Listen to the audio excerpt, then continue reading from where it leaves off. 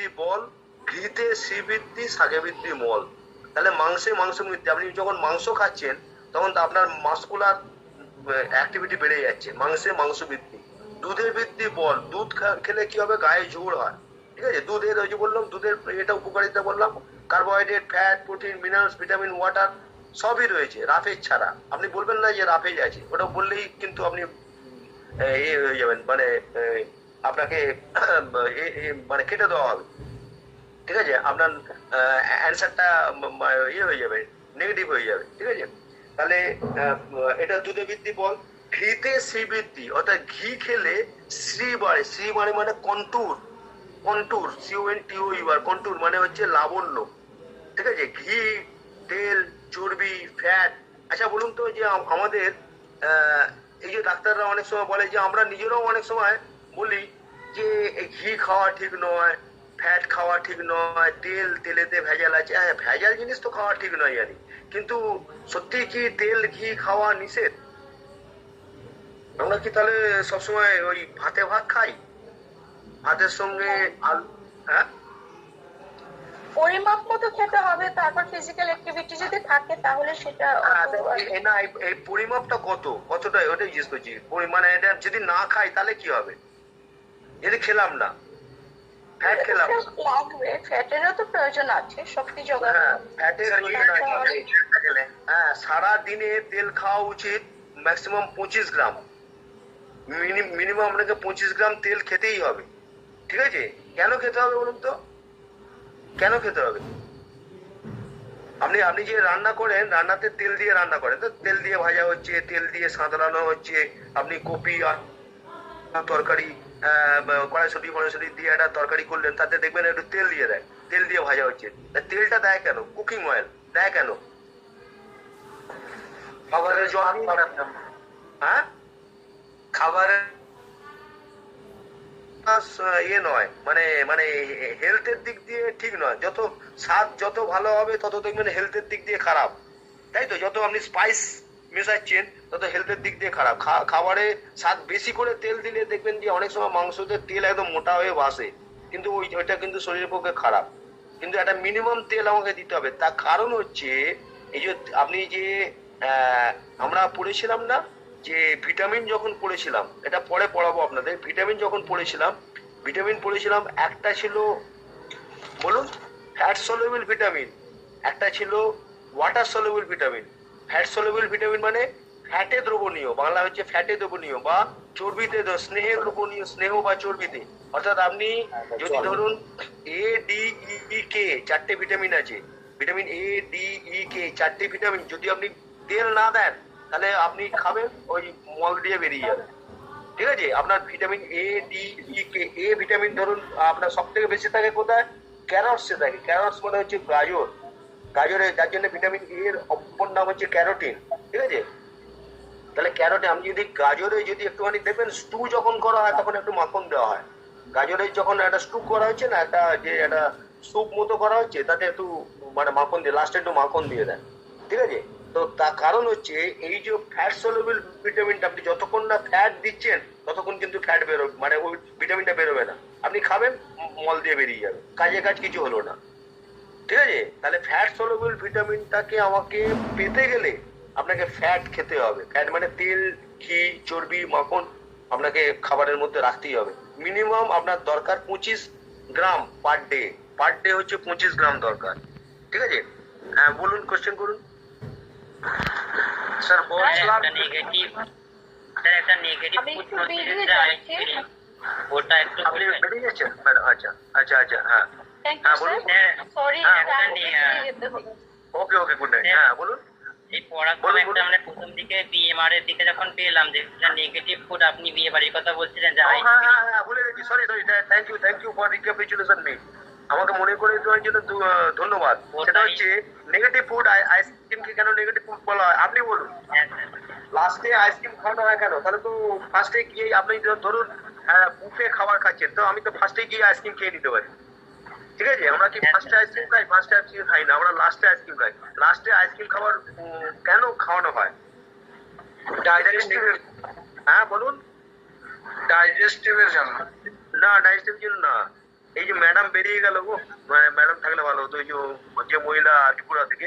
আর আমার তো মনে হচ্ছে যে লাস্ট আইসক্রিম খেলে আমাদের ক্ষতি হয় না হজম করতে। এই যে এদিকে যে ঠান্ডাটা পড়লো পেটে, হ্যাঁ হ্যাঁ সেটা আমাদের ডাইজেস্ট করতে ক্ষতি হয়। মানে প্রথমে আবার ঠান্ডা জিনিসটাকে গরম করবে শরীর, তারপর হ্যাঁ, ভেতরে এটাই নেবে। chance, এটা ক্ষতি হয় না, এটা উপকার হয়। উপকার কেন? আইসক্রিম যখন আপনি খাচ্ছেন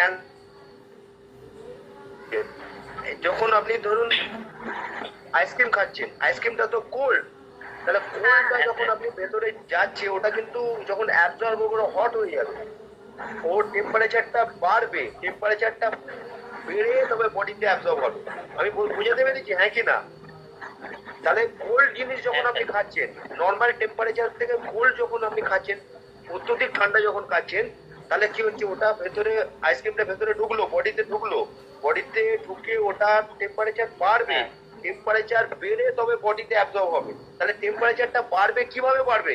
টেম্পারেচারটা বাড়াতে গেলে ক্যালোরি দরকার, এই ক্যালোরিটা ফুড থেকে নেবে। আমি যে এক্সট্রা 5000 ক্যালোরি খেয়ে ফেলেছি, আমার খাবার কথা বলুন। যেগুলো আমরা ফ্যাট খেয়েছি ওইগুলো, হ্যাঁ হ্যাঁ, ওই যে বললাম বিয়ে বাড়িতে আমরা তো আইসক্রিম তো আর বাড়িতে রোজ কিনে খাই না। আপনি বলুন না যে সাধারণ লোক কি বাড়িতে রোজ আইসক্রিম কিনে খায়? খায় না। বিয়ে বাড়িতে গেলে খেলাম, বা 9 মাসে 6 মাসে আমরা হয়তো খেলাম। এর ক্যালোরিটা ধরুন আমি এক্সট্রা ফুডটা যেটা খেয়ে ফেলেছি, এই মানে ফুডটা অ্যাকচুয়ালি হিট হয়, ঠিক আছে? এই আইসক্রিমটা আবার হিট হবে, হিট হয়ে এই হিটটা হবে কি করে? হিটটা হতে গেলে তো একটা এনার্জি লাগবে, একটা শক্তি লাগবে। আপনি চিন্তা করলেন না, দুধকে গরম করতে গেলে তো আমাকে আগুন দিতে হবে, হ্যাঁ হ্যাঁ হ্যাঁ, তাহলে তাহলে কি হবে? এই যে হিটটা, মানে ঠান্ডা আইসক্রিমটা যে গরম হবে, বডি থেকেই হিট নেবে। এই হিটটা মানে ক্যালোরি। এই যে ফুডটা আপনি খেয়েছেন, আপনি 5000 ক্যালোরি খেয়েছেন, ঠিক আছে? 5000 ক্যালোরি খেয়েছেন, আইসক্রিমটা খেলে হয়তো 5200 হবার কথা, দেখবেন 4800 হয়ে গেল। আবার একটা আইসক্রিম খাবেন, ঠিক আছে, 4600 হয়ে গেল বা 4500 হয়ে গেল, ঠিক আছে? তাহলে আপনি এটা ভালো করে মানে টেস্ট করেও দেখবেন যে আইসক্রিম খাওয়ার পর আপনার যেন মনে হচ্ছে যে আর একটা খেলে হয়। আপনি ধরুন বিয়ে বাড়িতে একদম হাইট হাই অবস্থায় খেলেন, একদম হাইট হাই এত অব্দি খেয়ে ফেললেন, ঠিক আছে, ভালো করে বুঝুন, এত অব্দি খেয়ে ফেলেন, একটা আইসক্রিম খেলেন, ধীরে ধীরে একটা আইসক্রিম খেলেন, আস্তে আস্তে খাচ্ছেন, যত খাচ্ছেন তাহলে ক্যালোরিটা আস্তে আস্তে কিন্তু কমতে থাকছে। আপনার 5000 ক্যালোরি ছিল, 4600 হয়ে গেল। 4600 মানে হবার কথা 5000 থেকে আরো বেশি হবার কথা, আইসক্রিমের ক্যালোরিটা যোগ হবার কথা, আইসক্রিমের ক্যালোরিটা বিয়োগ হয়ে গেল। ওই জন্য একে নেগেটিভ ফুড বলে। কেন? এটা এটা যখন আপনি এবার তাহলে যদি তো খালি তাহলে তো আমরা নির্দ্বিধায় খেতেই পারবো। নিশ্চয়ই আপনি দেখুন একটা আইসক্রিম খাওয়ার পর মনে হবে যে আর একটা হলে ভালো হয়। দেখবেন, খেয়াল করে দেখবেন, আমার এরকম নয় যে আপনি ফ্রিতে পাচ্ছেন বলে খাচ্ছেন, আপনার মনে হয় যে আর একটা আইসক্রিম হলে ভালো হয়। আমরা আবার ভয়ে খাই না যে আমাদের ক্ষতি করে দিবে ঠান্ডা খেয়ে গরম খাওয়ার পর। না, অ্যাকচুয়ালি না। এবার এবার এবার হ্যাঁ, এবার চলে আসুন গরম খাবারে।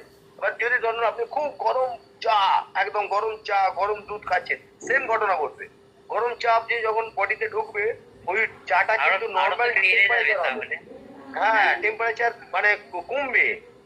আরে আইসক্রিমের ক্ষেত্রে টেম্পারেচার বেড়েছিল, গরম চায়ের ক্ষেত্রে টেম্পারেচারটা কমবে, গরম দুধের ক্ষেত্রে টেম্পারেচারটা কমবে, গরম দুধ খেলে টেম্পারেচারটা কমবে, আস্তে আস্তে বডিতে তখন অ্যাবজর্ব হবে। তাহলে এটাও নেগেটিভ কিন্তু। তাহলে আমাদের বডি টেম্পারেচার থেকে যদি বেশি বা কম টেম্পারেচারে আমরা খাবার খাই, সেটাকে নেগেটিভ ফুড বলে। ধরতে পেরেছেন কথাটা? তাহলে আমি আরেকটা কোয়েশ্চেন করছি। আমরা ধরুন যে বিয়ে বাড়িতে আমরা সবকিছু খাবার খেলাম, আইসক্রিমের বদলে আমরা কফিটা খেলাম, তখন তাহলে না না না না, কফিটা খেলে আবার ক্যালোরি বেড়ে যাবে। কফিটা যদি ধরুন আপনি যদি নর্মাল কফি খান, কফি তো অনেক রকম হতে পারে, কোল্ড কফি হতে পারে, হট কফি হতে পারে, নর্মাল কফি হতে পারে। হ্যাঁ, নর্মাল কফি খান তাহলে কিন্তু ক্যালোরিটা অ্যাড হয়ে যাবে। আপনি বুঝুন যে যদি ধরুন কফিটা যদি খুব গরম থাকে, তাহলে কিন্তু ওটা ক্যালোরিটা মাইনাস হবে। আর কফিটা যদি নর্মাল টেম্পারেচার ধরুন মানে ঠান্ডা হয়ে গেছে মানে কোল্ড হয়নি, ঠান্ডা হয়ে গেছে, তাহলে কিন্তু আপনার ক্যালোরিটা অ্যাড হয়ে যাবে। 5000 ছিল 5200 হয়ে গেল। প্লাস হয়ে যাবে, ঠিক আছে? ওখানে কিন্তু মাইনাস হবে না। অনেক সময় দেখবেন যে কফি আমরা খেতে পছন্দ করি, কোল্ড কফি খেতে পছন্দ করি। জানেন তো কোল্ড কফি খাওয়া যায়? হ্যাঁ স্যার। কোল্ড কফি, কোল্ড টি, হ্যাঁ, মানে কোল্ড চকলেট, হ্যাঁ, চকলেট যেগুলো আমরা কোল্ড করে খেলাম, ঠান্ডা করে খেলাম, তাতে কিন্তু ক্যালোরি কমে যাবে, ঠিক আছে? আর কিছু question? Sir thank you sir. হ্যাঁ, ওকে ওকে, ঠিক আছে স্যার। তাহলে প্রিন্সিপাল সাহেব কি আছেন? হ্যাঁ স্যার। আপনি? হ্যাঁ হ্যাঁ স্যার। আচ্ছা আচ্ছা আচ্ছা। তাহলে কি স্যার আজকের মতো না স্যার, ঠিক আছে ছাড়বো? স্যার। হ্যাঁ স্যার, হ্যাঁ স্যার, আজকে খুব ভালো ক্লাস হলো স্যার। ঠিক আছে, আজকে এই পর্যন্ত থাক স্যার। পরবর্তী নেক্সট আমরা আবার আপনাদের আপনাদের স্যার আরেকটা ক্লাস আমাদের রাখতে হবে।